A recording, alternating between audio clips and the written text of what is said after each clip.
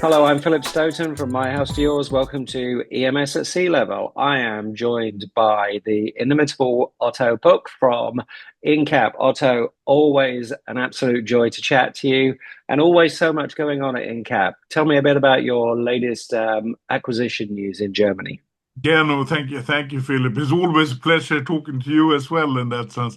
No, as you saw we had an announcement here last week and have acquired or about to acquire in that sense. We're still waiting the FDI filing. Mm. But Lacon Group in Germany and we are quite excited about it. It's a company we have been following for several years now and seems to be a good fit for us in InCap. Yeah, so give me a little bit of an idea of the scale and size of the business and the footprint, and then tell me a little bit about what attracted you to them in the first place.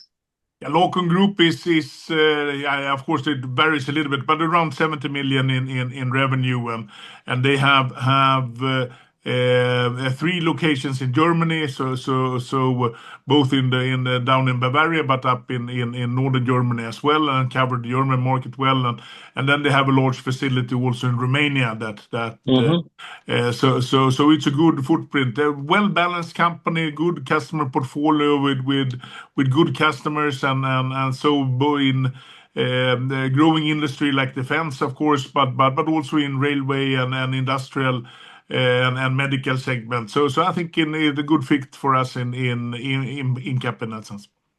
Yeah, when I look at acquisition, and it's been a really fascinating year for acquisition, and there's been a kind of an acceleration towards the end of the year, which we'll talk a little bit about. But when you look at an acquisition, you're looking at doing one of several things.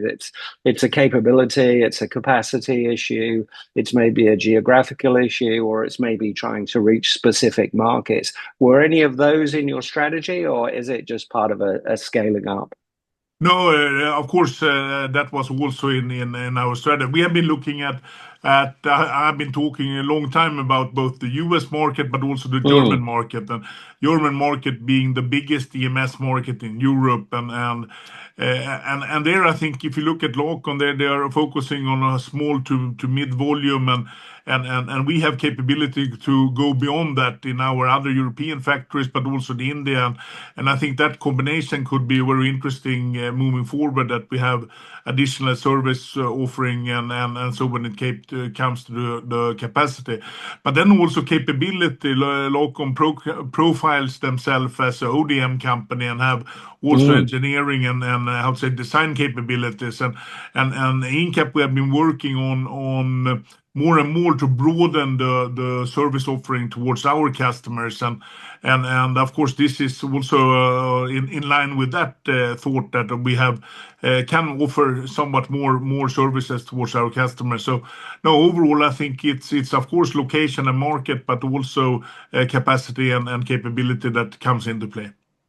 Yeah, and I think that capability play is really fascinating because you bring their capability to your customers, you bring the additional capabilities you have to their customers, and it makes the sum of the parts greater than the size of the original parts, and that's real add value.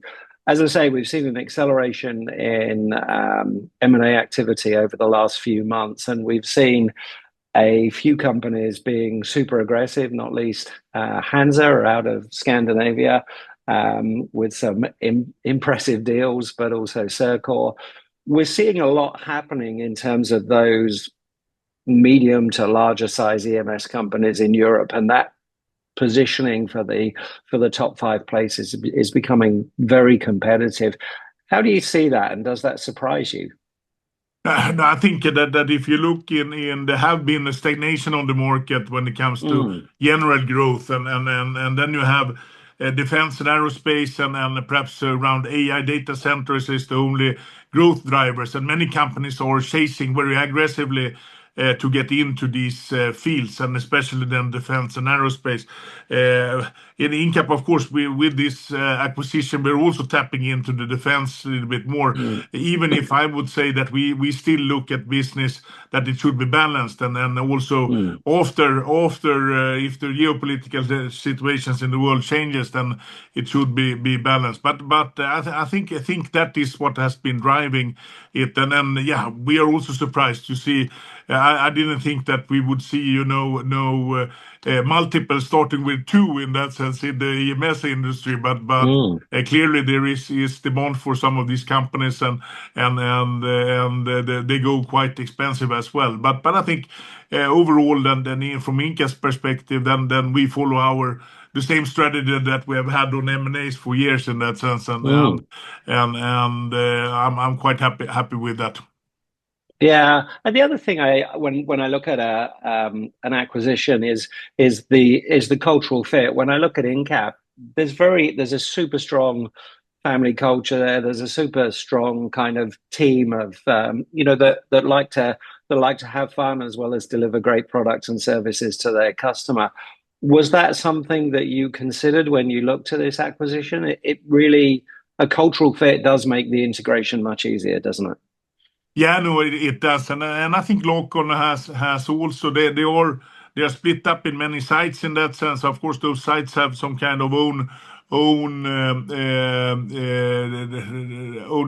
systems, and so when it comes to HR, but at the same time they have a good group spirit. So I think that will work very well in the InCap system as well, and I'm not that worried about that part of the integration in that sense, that we have great people as you mentioned, and I'm sure we will find great people in Lacon as well. At least those we have met have been wonderful. So it should not be any problem getting along in that sense.